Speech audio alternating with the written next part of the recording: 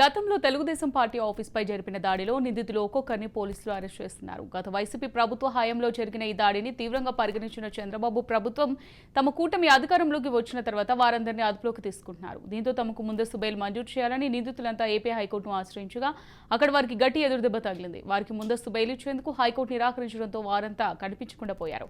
ఈ క్రమంలోనే వారిని పట్టుకునేందుకు స్పెషల్ టీమ్స్ రంగంలోకి దిగాయి. గురువారం ఉదయం మాజీ ఎంపీ నందిగం సురేష్ ను అరెస్ట్ చేసిన మంగళగిరి పోలీసులు తాజాగా ఎమ్మెల్సీ లేలా అప్పిరెడ్డిని అదుపులోకి తీసుకున్నారు.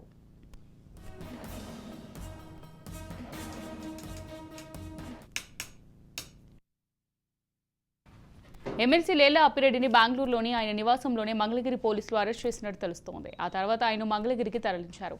ఇక ఇదే కేసులో ఉదయం వైసీపీ మాజీ ఎంపీ నందిగం సురేష్ కూడా అరెస్ట్ అయ్యారు. మరోవైపు ఈ కేసులో మరో నిందితుడిగా ఉన్న మాజీ మంత్రి జోగి రమేష్ ను కూడా అరెస్ట్ చేసేందుకు సిద్ధమయ్యారు పోలీసులు. ఆయన ఆంధ్రప్రదేశ్లో లేకపోవడంతో హైదరాబాద్లోని జోగి రమేష్ ఇళ్లలో తనిఖీలు చేసినా ఆచూకీ లభించలేదు. దీంతో ఇతర రాష్ట్రాలను గాలింపు చర్యలు చేపట్టారు.